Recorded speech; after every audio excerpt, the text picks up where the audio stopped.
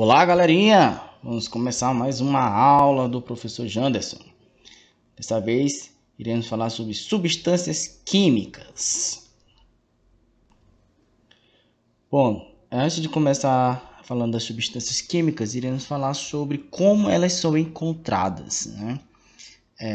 Existem três estados físicos, que é a maneira em que a matéria se encontra, né, no ambiente.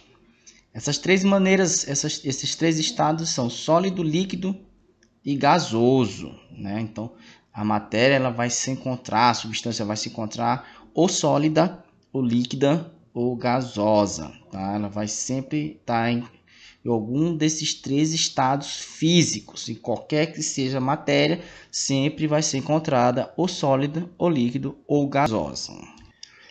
As mudanças de estados físicos é a transformação de um estado para o outro, ou seja, ele deixou de ser um estado e passou a ser outro. É a transformação de um estado para o outro, tá? Estado físico. É quando acontece a transformação de um estado, ou seja, ele se modifica e se transforma em outro estado físico, tá? As quatro mudanças principais são, lembrando, mudanças físicas é a transformação, estado físico é como ele é encontrado.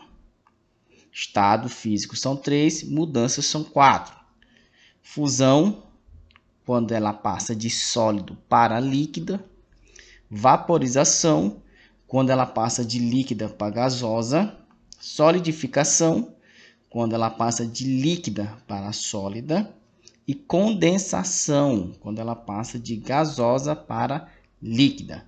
O que essas quatro mudanças têm em comum? A temperatura. A temperatura ela vai influenciar nessa mudança do estado físico, ou seja, no estado físico ele só vai se transformar em outro, ele só vai acontecer essa transformação se houver uma mudança de temperatura para mais ou para menos, se essa temperatura aumentar ou se essa temperatura diminuir. Então aqui são os exemplos das mudanças, né? Eu tenho três estados, sólido, líquido e gasoso. Eu tenho uma transformação chamada de fusão, é quando o sólido vira líquida. Eu tenho uma transformação, uma mudança chamada de evaporização, quando a líquida vira gasosa. Eu tenho uma mudança chamada condensação, quando o gasoso ele vira um líquido. E eu tenho uma mudança chamada solidificação, quando o líquido vira sólido. Bom, essas mudanças elas precisam de dois pontos extremos para identificar o máximo e o mínimo, tá? São chamados de ponto de fusão e ponto de ebulição, ok? Então é quando um estado ele passa de forma líquida ou como ele passa de forma gasosa. Ele está fazendo essa transformação em dois extremos, tá? O ponto de fusão é quando essa matéria ela começa a derreter, ela vira líquida ou vira sólida. O ponto de ebulição é quando essa matéria ela passa para gasosa, certo? Ou está transformando de gasoso para líquida. São os dois extremos. Então, os dois extremos são ponto de fusão e ponto de ebulição. Cada matéria, cada elemento tem seu ponto extremo, ou seja, cada material tem cada elemento tem seu ponto de ebulição e seu ponto de fusão, tá? Tem seus pontos específicos. Alguns precisam de mais temperatura, outros não precisam tanto de temperatura. Então vai depender de seu material. Cada material tem seu ponto específico. A água, por exemplo, ela tem um ponto dela de fusão 0 graus Celsius, ou seja, ela começa a congelar, ela começa a virar sólido. E tem o seu ponto de ebulição a 100 graus Celsius. Então ela começa a evaporar, ela começa a virar gasosa. Então aqui tem alguns pontos para vocês observarem a diferença, né?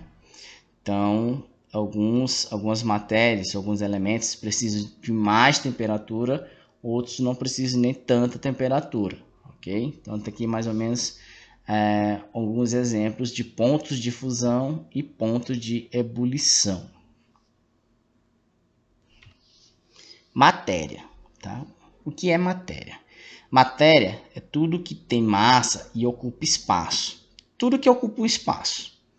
Tudo que tem matéria, tudo tem massa. Então, se você consegue adquirir, né, consegue identificar a massa, é uma matéria, tá? A matéria é a forma, por propriedade, onde cada elemento é encontrado. A matéria ela é formada por propriedades. Entre essas propriedades encontra-se a massa. Toda matéria tem massa, tá? A gente vai medir a quantidade de massa pela unidade de medida quilogramas, quando for uma quantidade grande, ou gramas, quando a quantidade é pequena. Então, tudo que tem massa e ocupa um espaço é uma matéria, tá? Pode ser um lápis, uma borracha, um livro. Tudo que tem massa e ocupa um espaço é considerado de matéria. Volume é o tamanho do espaço que a matéria ocupa, certo? Então, massa é a quantidade de matéria. Volume é o tamanho do espaço que ela ocupa, tá? Para medir um volume da matéria, é necessário usar sua largura, seu comprimento e sua altura, multiplicando cada um desses elementos, tá? Então, cada matéria ela vai ter um volume determinado. A unidade de medida é centímetro cúbico para a quantidade pequena e metros cúbicos para quantidades maiores, certo? Então, 1 metro cúbico é igual a 1000 litros. 1 centímetro cúbico é igual a 1 mililitro. Então, para fazer 1 litro de centímetro cúbico, é necessário 1000 centímetros cúbicos. Para fazer 1000 litros, é necessário apenas 1 metro cúbico, tá? É importante vocês prestarem atenção nessa diferença de litro, porque a gente vai usar muito essa transformação, tá? Por exemplo, vamos fazer aqui um exemplo rapidinho de volume. Eu tenho uma piscina e eu quero saber quantos litros de água eu vou precisar para encher minha piscina. Vocês podem, quem tem piscina em casa, pode fazer esse exemplo, essa medida. Então, eu tenho uma piscina com os seguintes metragens. Comprimento da piscina, 5 metros. Largura, 5 metros. Profundidade média, 2 metros. Qual o volume e quantidade de litro que eu vou usar? Então, primeiro eu tenho que saber o volume, para depois eu transformar em litros. Então, o que é que eu vou fazer? Eu vou multiplicar, né, usar aquela fórmula. O volume é igual a comprimento vezes largura e vezes a profundidade. Tá? Então, é bem fácil. Volume é igual a largura vezes profundidade vezes o comprimento. Não, a ordem não importa. Então, vou lá. Volume vai ser igual a 5 vezes 5 vezes 2, que são minhas metragens do exemplo. Volume é igual a 50 metros cúbicos. Achei o volume. Tá? Agora eu quero saber quantos litros que eu vou usar para encher minha piscina. Se eu sei que 1 metro cúbico, tá, são 1000 litros... Então, se eu sei que 1 metro cúbico é igual a 1000 litros, 50 metros cúbicos vai ser igual a 50.000 litros. Tá? Bem fácil, não é tão difícil fazer o cálculo para achar o volume. A densidade. A densidade também é uma propriedade da matéria, tá? A densidade é a relação da massa com o volume, tá? Então, a densidade é igual a massa dividido pelo volume. A unidade é gramas, tá, por ml.